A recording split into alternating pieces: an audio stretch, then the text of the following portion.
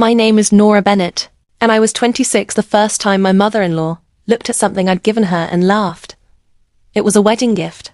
A silver box about the size of a paperback, wrapped in white paper with a silk ribbon I'd tied myself. I'd spent 3 weeks choosing that box. 3 weeks of walking through shops, touching fabrics, running my fingers over engravings. I wanted it to be perfect. I wanted them to see me. Instead, they saw a joke. The wedding was at a vineyard in Virginia, the kind of place where the wine costs more than my first car. My husband Andrew came from money. Old money. The kind that doesn't talk about it, but makes sure everyone knows. His mother, Patricia, had hair that never moved and a smile that never reached her eyes. His father, William, shook hands like he was judging the firmness. His sister, Claire, had been a debutante, whatever that means anymore. I was none of those things. I grew up in a 2-bedroom apartment above my father's garage. He fixed cars. My mother cleaned houses.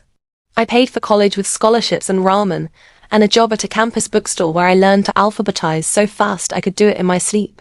Andrew met me at that bookstore. He was looking for a first edition of something obscure. I found it in 30 seconds. He said I was efficient. I said he was standing in the romance section, and didn't seem to know it.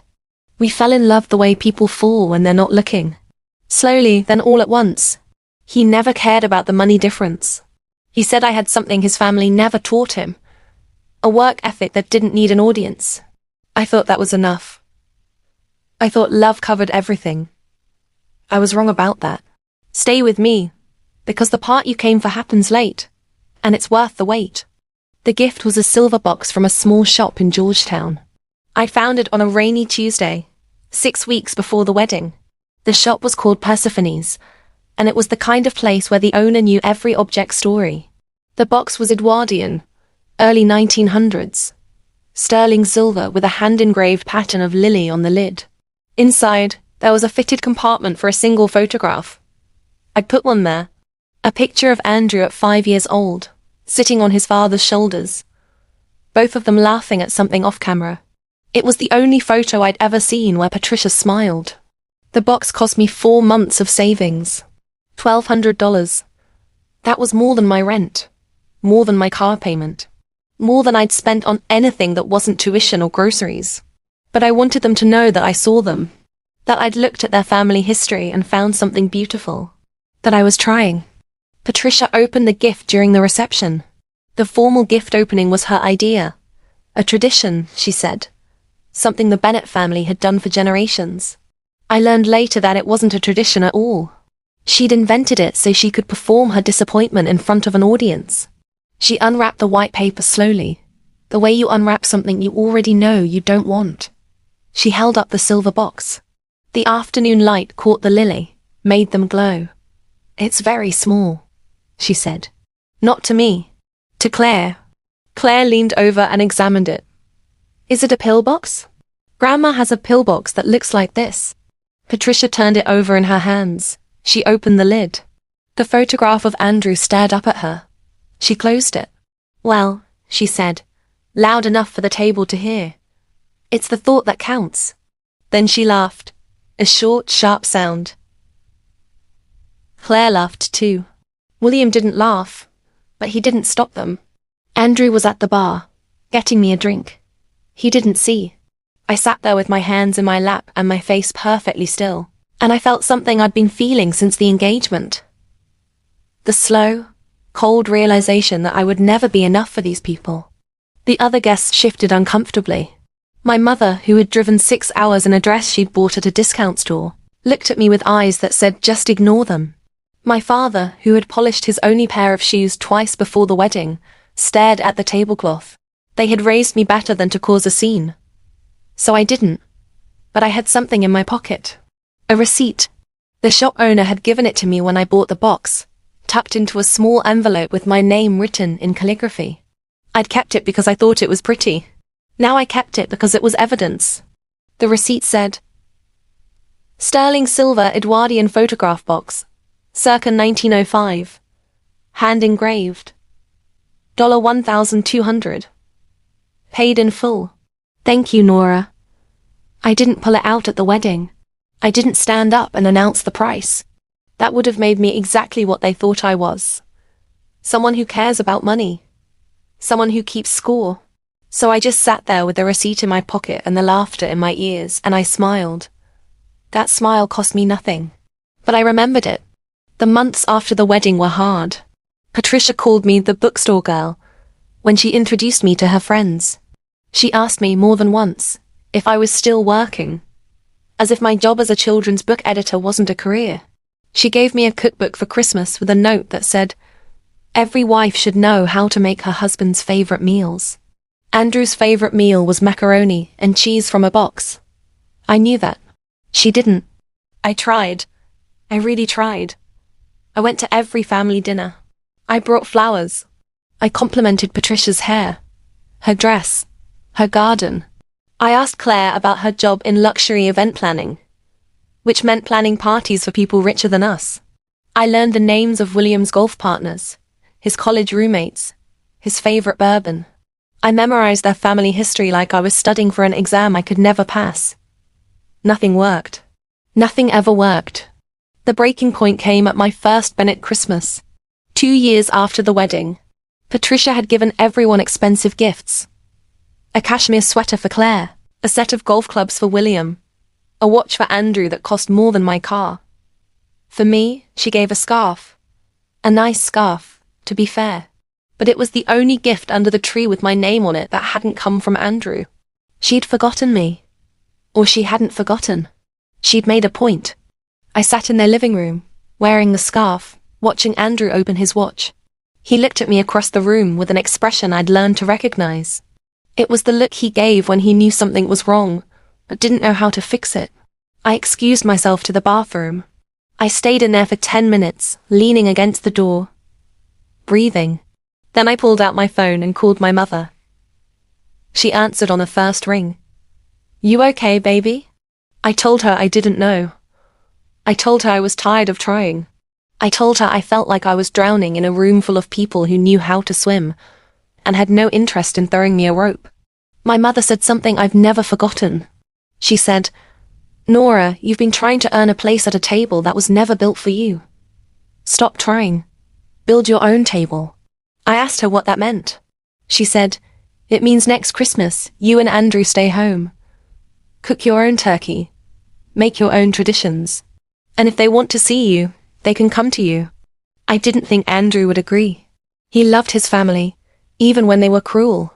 He'd grown up in their world, learned their language, accepted their flaws the way you accept the weather. But when I told him what my mother said, he was quiet for a long time.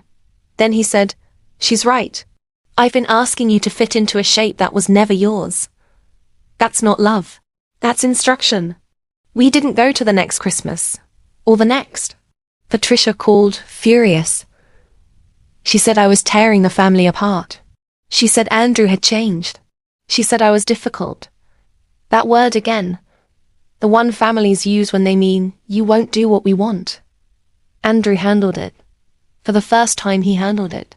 He told his mother that we were a family now, the two of us, and that family needed to come first. He told her that if she wanted to see us, she could drive the 40 minutes to our apartment. She never did, but she stopped calling me names. At least, not where I could hear. The silver box sat on Patricia's mantelpiece for 2 years. I know because Andrew saw it when he visited alone. He sent me a photo once. The box sitting between a crystal vase and a porcelain figurine, looking small and out of place. He said his mother still kept the photograph inside. The one of him and his father. I didn't know what to do with that information. It felt like proof that she'd seen me, even if she'd never say it. The box was still there. She hadn't thrown it away. She hadn't regifted it. She'd kept it out in the open where everyone could see. Maybe that was her way of apologizing. Or maybe it wasn't. I stopped trying to decode her a long time ago. 3 years after the wedding, Patricia got sick. Breast cancer, caught early, good prognosis, but still sick. Andrew flew down to Virginia to help. He stayed for 2 weeks, driving her to appointments, sitting with her through chemo, holding her hand when she threw up. I stayed home, not because I didn't care, because she'd asked Andrew not to bring me. She said she wanted family only. I was not family. After 3 years of marriage, after the silver box, after the scarf, after every dinner and every flower and every compliment, I was still not family. That hurt more than the laughter. The laughter was public. This was private. This was her telling me, in the quietest way possible, that I would never be inside the circle. I would always be standing outside, looking in, holding a gift they didn't want. Andrew came home exhausted and sad. He didn't defend his mother's choice. He just said, "I'm sorry." I believed him. But sorry doesn't fix the shape of things. Patricia recovered. She went into remission. She started hosting dinners again. I went back, because Andrew asked me to, because I loved him. Because I hadn't learned yet that love shouldn't require you to be a punching bag. The last dinner was in October. A small thing, just Patricia, William, Claire, her new husband and us. I didn't know if it was a peace offering or a performance. We ate. We made small talk. Claire announced she was pregnant. Everyone cheered. Patricia cried happy tears. And I sat there, the only woman at the table who wasn't a mother, who wasn't about to be a grandmother, who was just the bookstore girl from the wrong side of town. After dinner, Patricia pulled me aside. She led me into the living room, to the mantelpiece. The silver box was still there. She picked it up, held it in both hands. "I've been meaning to tell you," she said. "I had this appraised." I didn't say anything. "It's worth more than you paid." The appraiser said it's a rare piece. Late Edwardian, unusual engraving. He offered me $3,000 for it on the spot. She looked at me. For the first time, I saw something in her eyes that wasn't judgment. It was confusion. She didn't understand why I'd given her something so valuable. She didn't understand that I'd given it because I wanted her to know that I saw her. That I saw past the coldness and the cruelty and the hair that never moved. That I saw a woman who had once held her son on her husband's shoulders and laughed. "I didn't know you had that kind of money," she said. I told her I didn't. I told her I'd saved for months. I told her I'd chosen every detail of that box because I wanted her to feel seen. She looked down at the lily. She ran her finger over the engraving. Then she said something I'll never forget. "I was wrong about you," she said. "Not about the gift. About the person who gave it." She didn't apologize.